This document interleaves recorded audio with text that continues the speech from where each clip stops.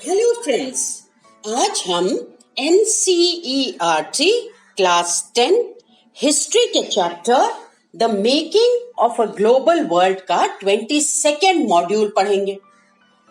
पिछले मॉड्यूल में हमने पोस्ट वॉर रिकवरी के बारे में पढ़ा था, जिसमें हमने वॉर के बाद के समय में जो ब्रिटेन की इकोनॉमी थी उसके बारे में पढ़ा। इस मॉड्यूल में हम पोस्ट वॉर यूएस की इकोनॉमी पर नजर डालेंगे, जिसका एक इंपॉर्टेंट फीचर मैस प्रोडक्शन और कंजम्पशन था। इस टॉपिक को हमने 3 पार्ट्स में डिवाइड किया है। इसका पहला पार्ट हम इस मॉड्यूल में कवर करेंगे और आगे के जो पार्ट्स हैं वो अगले मॉड्यूल्स में कंटिन्यू करेंगे। तो शुरू करते हैं आज का मॉड्यूल। जैसा कि हमने पिछले मॉड्यूल में पढ़ा था, पोस्ट वॉर यानी वॉर के बाद ब्रिटेन की इकोनॉमिक सिचुएशन अच्छी नहीं थी। वो भारी डेट में था।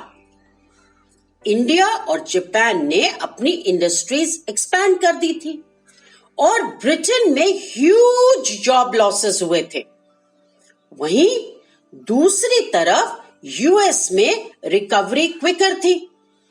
हम ऑलरेडी देख चुके हैं कैसे वॉर ने यूएस इकोनॉमी को बूस्ट करने में हेल्प किया।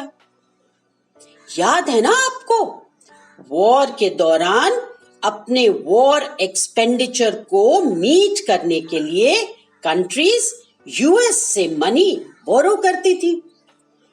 वॉर के बाद के इयर्स में एक short period of economic trouble के बाद यूएस इकोनॉमी ने नियरली 1920s में अपनी स्ट्रॉन्ग ग्रोथ रिज्यूम कर दी।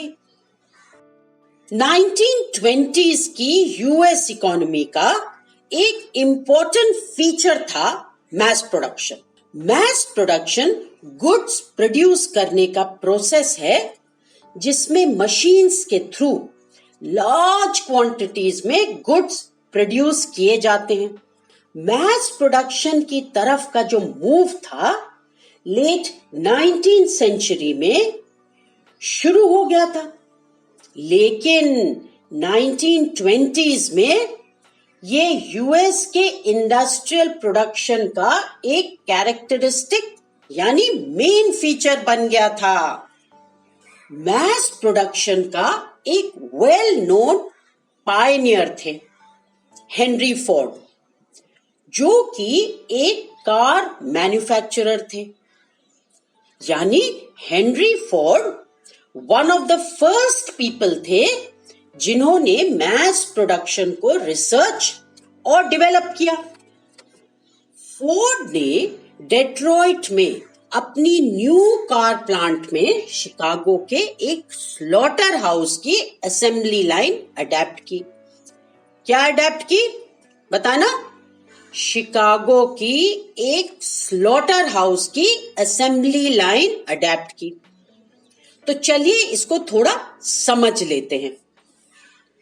स्लॉटर हाउस वो जगह होती है जहां एनिमल्स को स्लॉटर मतलब मारा जाता है फॉर फूड और अदर प्रोडक्शंस।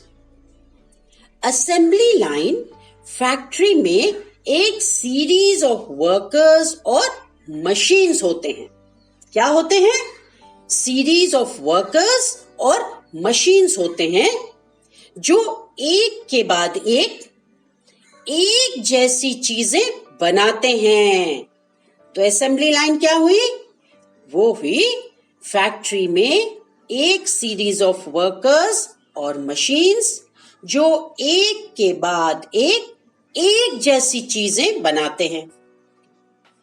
तो हेनरी फोर्ड ने अपनी कार प्लांट में एक स्लॉटर हाउस की असेंबली लाइन को अडेप्ट किया, मतलब उसके तौर तरीके अपनाए। एक ऐसा स्लॉटर हाउस जिसमें स्लॉटर या मारे गए एनिमल्स को बुचर्स पिक अपार्ट या हम कह सकते हैं सेपरेट करते थे फ्रॉम अ कन्वेयर बेल्ट। जो मूव करती थी, तो कन्वेयर बेल्ट मूव करती थी और वर्कर्स जो पार्ट्स थे उनको पिक अपार्ट करते थे। कन्वेयर बेल्ट रबर, मेटल या क्लॉथ की बेल्ट होती है जो कंटिन्यूअसली मूव करके ऑब्जेक्ट्स को आगे बढ़ाती है। फोर्ड ने रियलाइज किया कि ये असेंबली लाइन वाला मेथड व्हीकल्स प्रोड्यूस करने का एक फास्टर और चीपर मेथड है। असेंबली लाइन ने वर्कर्स को फोर्स किया एक ही काम को बार बार एक के बाद एक रिपीट करने के लिए, जैसे कि कार का एक पर्टिकुलर पार्ट फिट करना। तो असेंबली लाइन ने क्या करा, बताना जरा, सोच के बताओ। हाँ, असेंबली लाइन ने वर्कर्स को फोर्स किया एक ही काम को बार बार एक के बाद एक रिपीट करने के लिए, जैसे कि क्या चीज, कार का एक पर्टिकुलर पार्ट फिट करना। तो हर आदमी को एक काम था। फॉर एग्जाम्पल, कार का एक पर्टिकुलर पार्ट जो है उसको अगर फिट करना है तो वो जो वर्कर था वो बार बार उसी काम को करता था। उनकी स्पीड कन्वेयर बेल्ट की स्पीड डिसाइड करती थी। क्यों?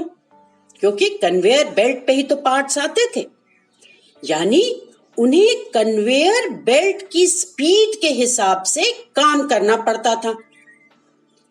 ये तरीका था हर वर्कर का आउटपुट इंक्रीज करने का, उनके काम करने की स्पीड बढ़ाने का।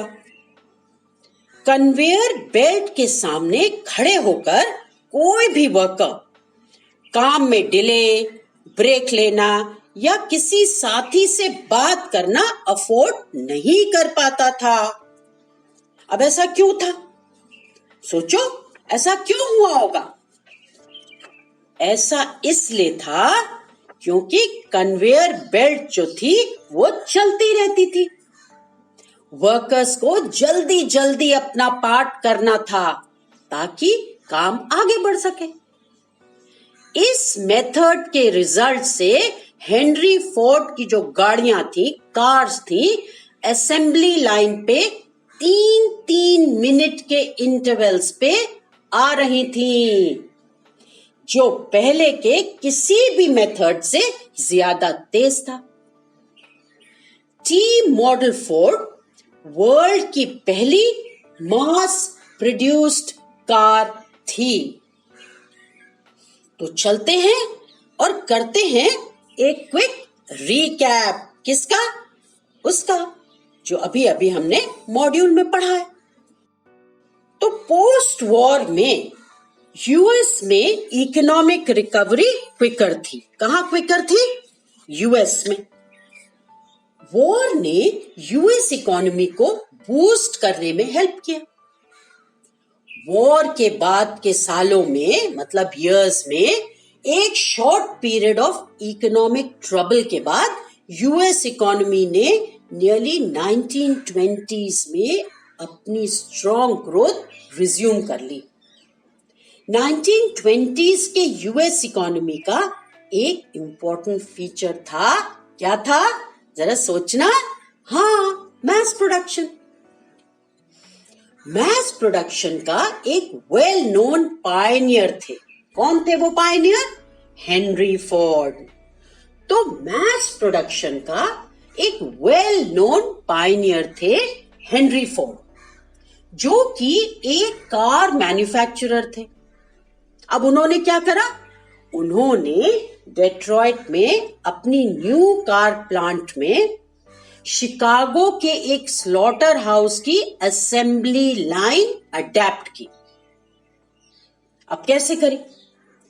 असेंबली लाइन ने वर्कर्स को फोर्स किया एक ही काम को बार बार एक के बाद एक रिपीट करने के लिए, और उनकी जो स्पीड थी वो कन्वेयर बेल्ट की स्पीड डिसाइड करती थी। जितनी फास्ट कन्वेयर बेल्ट चलती थी उतना फास्ट उनका काम चलता था, क्योंकि पार्ट्स आते रहते थे और इन लोगों को फिट करने पड़ते थे। इससे हर वर्कर का आउटपुट इंक्रीज हुआ। फोर्ड ने रियलाइज किया कि ये असेंबली लाइन वाला मेथड व्हीकल्स प्रोड्यूस करने का एक फास्टर और चीपर तरीका है। इस मेथड से हेनरी फोर्ड की गाड़ियां असेंबली लाइन पे से 3-3 मिनट के इंटरवल्स पे आ रही थी, जो पहले किसी भी मेथड से ज्यादा तेज था। टी मॉडल फोर्ड वर्ल्ड की पहली मास प्रोड्यूस्ड कार थी। तो अब जल्दी से इसको रिवाइज कर लेते हैं, यही पॉइंट्स जो हमने अभी अभी करे हैं। तो post war economic recovery US में बहुत क्विक थी, और वॉर ने यूएस इकोनॉमी को बताओ क्या करा, बूस्ट करा या डिक्लाइन करा? बूस्ट करने में हेल्प करी।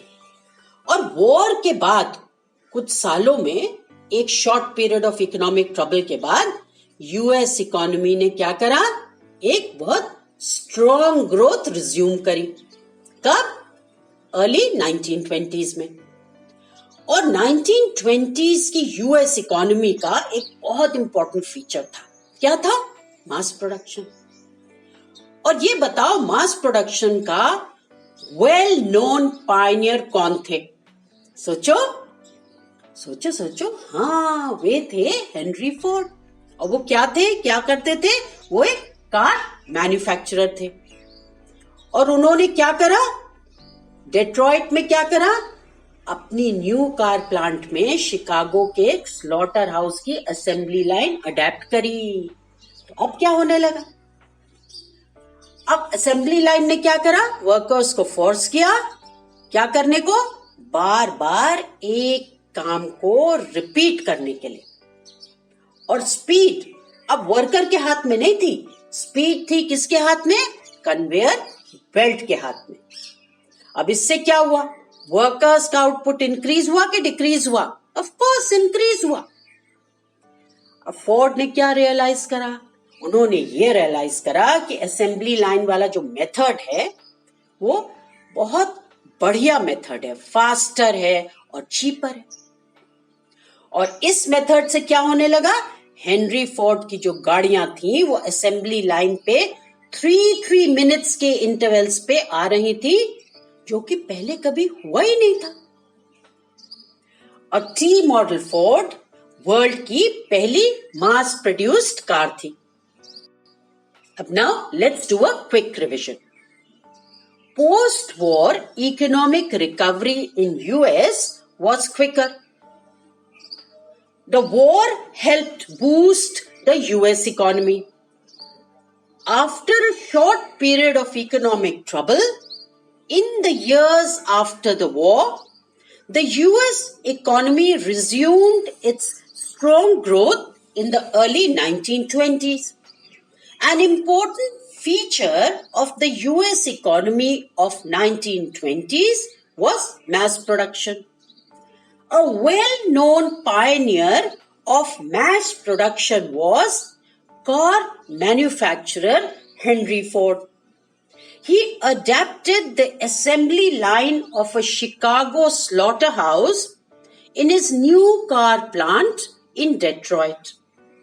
The assembly line forced workers to repeat the same work continuously, one after the other, and their speed was dictated by the speed of the conveyor belt. Ford realized that the assembly line method provided a faster and cheaper way to produce vehicles. As a result of this method, Henry Ford's cars came off the assembly line in 3-minute intervals, faster than any previous method. T model Ford was the world's first mass produced car. तो अब यह module यही खत्म होता है और हमने इस मॉड्यूल के हर एक इंपॉर्टेंट पॉइंट को बहुत अच्छे से समझा है और उसका कई बार रिवीजन भी करा है। तो अब इस मॉड्यूल पर बेस्ड कोई भी क्वेश्चन आप बहुत आसानी से आंसर कर सकते हैं। तो चलते हैं क्वेश्चंस की ओर।